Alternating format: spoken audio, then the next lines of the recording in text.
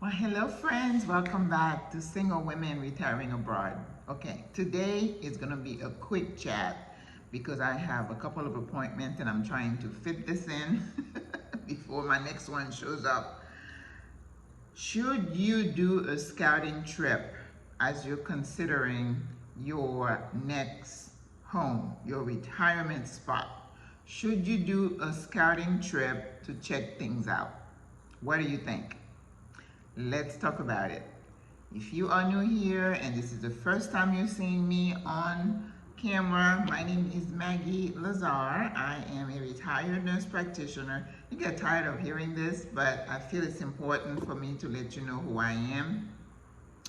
I've retired to the country of Panama since last year in January. So I've been here closer to 15 months. And again, still loving it.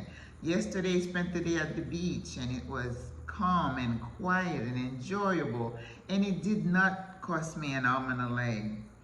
What you need to know about me is that I am very middle of the road. Middle income, middle taste, middle everything. I just don't I've never tried to keep up with the Joneses, but at the same time, I require a certain amount of comfort, right? Because you work 40 plus years all your life and you're retired. And I think that's why some of us are looking to retire abroad, because whatever we have accumulated, it doesn't look like we're going to be able to make it at home. Now, my reasons for moving abroad and being here in Panama wasn't just about money. I had other reasons for black sitting, right? And I think a lot of us, I'm no different than a lot of you, that it could be the stress of the environment, all the trauma that we've gone through. It could be some people black sit because they suddenly become divorced. I was divorced like 10, 11 years before I retired, so that doesn't apply to me. But, you know, something drastic or major may have happened to your life, or it was just time, right? Whatever your reasons, we're glad you're here. And I hope that with this channel, this YouTube channel, where I take you from the process of thinking about, should I retire? Can I retire abroad? So you become really clear about why you decide to move abroad. Because if you're not clear in your mind as to why you're doing it, you may struggle a bit more than someone like me who had decided. So the question today is, should you do a scouting trip? Should you go somewhere and test the waters and see how it is? The difference and the difficulty comes into when you're doing a scouting trip, you're still somewhat of a tourist, right? You see things with different lenses, right?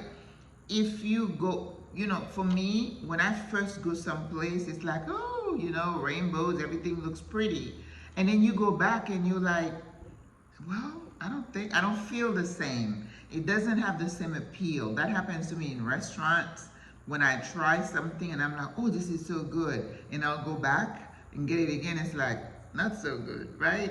So there is that to consider when you want to do a scouting trip. Are you really ready to do the work, to look at things rationally and not just what you want it to look like?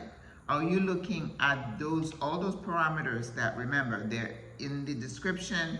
I've kept all the documents that I created, and one of them is the Black Sit workbook.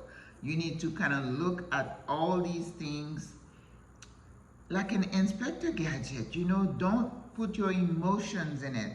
Even though I'm going to talk a little bit later how emotions are important in how you choose a place and when you're doing a trip.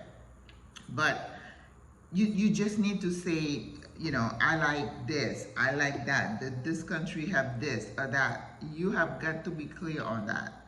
And I can't even stress that enough, that you need to be logical. I am a logical brain, so it's easy for me. Some other people are all right brain. It's all about the feeling, and you know, they get caught up in the feeling. Well, you need to have a balance, right? because otherwise you're going to make a decision that is totally based on emotions, and that can be dangerous. I explained in one of my videos how I came to Panama. I did not have a workbook. I did not choose 2 or 3 countries and then put them in the tree and see which one scored the highest. That never entered my mind. So you are one step closer, because I did not have that. All I know is I came to visit Panama as a bucket list item. I went to see the canal, and when we finished with our tour, I did the Monkey Island tour, and I was like, wow, this is nice. I love the food, I love the weather, and something in my spirit just connected. I can't explain it any other way. And also I mentioned in a video that maybe you had that spiritual connection, which I did. Or maybe you had a prior connection with a place. Maybe you did a gap year. Like Stephanie Perry took a year off to visit different countries. And some of these ladies are way ahead of me. They're like globe trotters. They just travel all over the world.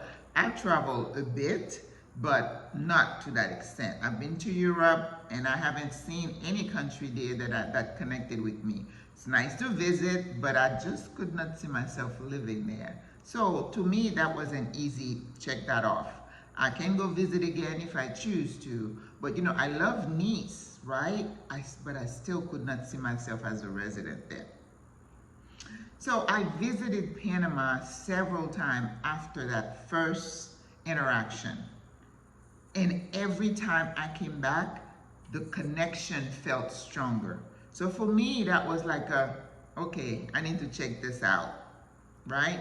So when I did decide to retire, I'm in another trip, and I'm like, does this country offer the things that I'm looking for? Closeness to home.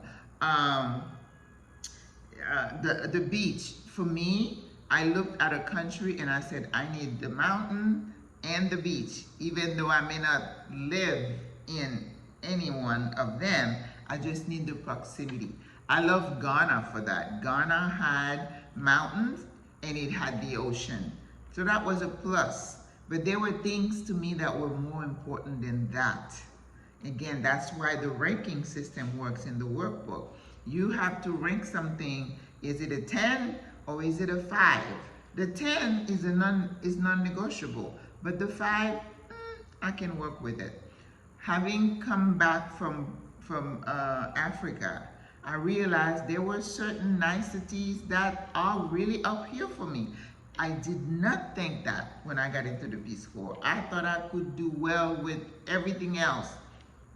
I can do this, but I was so uncomfortable that it robbed me of the joy of being there, of enjoying this beautiful scenery. It was just that same thing kept coming back. And you know what? At this point, I said, I will not settle, and I do not want to, I was a disculpa. I don't want to ask for forgiveness for saying, I need this. I can't live with that. You know, I have earned my stripes. I'm 65. I don't know how much longer I have. I take no pride in living in primitive environments. I do not. And I don't want to sound spoiled or conceited, but know thyself. And we don't need to make excuses to anyone for the things that we want. That's why, you know, in our community here in Panama, we have different tiers of people. We have people who are living large. And I applaud it. They work hard for their lifestyle, and so they should enjoy it. Me, I'm middle of the road, and I refuse to apologize for it. If somebody say, oh, you're just cheap, well, that's your opinion. That doesn't affect me. I wake up every day with a thankful heart, and I'm happy with my decision.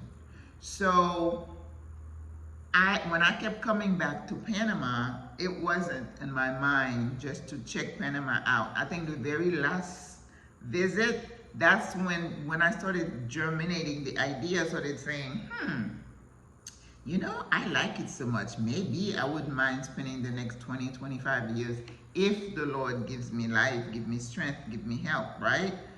I wouldn't mind. So then that was when it was, okay, lifestyle, cost of living, healthcare, the existence of an expat community, those three things. If you don't get anything from my videos, understand that when you're looking at your next home as the place where you go into black sit, do they have a good cost of living that fits within your budget? Don't try to keep up with the Joneses, or so-and-so's retired, she's got a 5,000 square foot apartment, so well, my sis, if you're going down that rabbit hole, I'm sorry, I cannot help you, because I don't know how to get down that rabbit hole, and I cannot encourage anybody to do that. Okay? So you need to understand that living life, a life that you like, a life that you're comfortable with. We did that in our younger years, keeping up with the Joneses and buying the cars and the houses, and then we should come to the conclusion that we were lied to. We were ensnared to work ourselves to death, which is what Stephanie Perry keeps telling people. You need ease. You need to get rid of all this stuff. And if you are on Exodus Summit, you're gonna, every day we hear stories about women saying, I sold that house and I left this toxic job and now I'm traveling and I'm doing this, I'm a sitter. It's like freedom. Why would you retire and then put those shackles right around your neck trying to please people? I remember when I was younger and I was, in that world of boards and stuff, and some people would go to every single event that they have to be seen, to say, oh, let's see what she's wearing. Oh, which restaurant she's going to. Oh, she was seen at the yacht club. It's like, sis, put it down, put it down. There is such freedom in not trying to hang out with people you don't want to hang out with. So right now, I hang out with people I'm comfortable with. And I tell sis, if you're going to only invite me to those 5-star restaurants where I'm going to pay $60 for a dinner, we can't hang out. Because right now, even if I had the money, I just don't see the need for it. So find out if there is a place or places that you have connection with, right? Narrow down your list to like 2 or 3. And if you have not visited, go ahead and plan a few visits. Not just 1, maybe not just 2. And then take your list with you and see if those places will fit what you want. On the other side of the coin, some people are here and they tell you, I did not do a scouting trip. I just read everything that I could. I did my research and I packed my bag and here I am. I planted myself. To each his own. So what is the answer to my question? Should you do a scouting trip?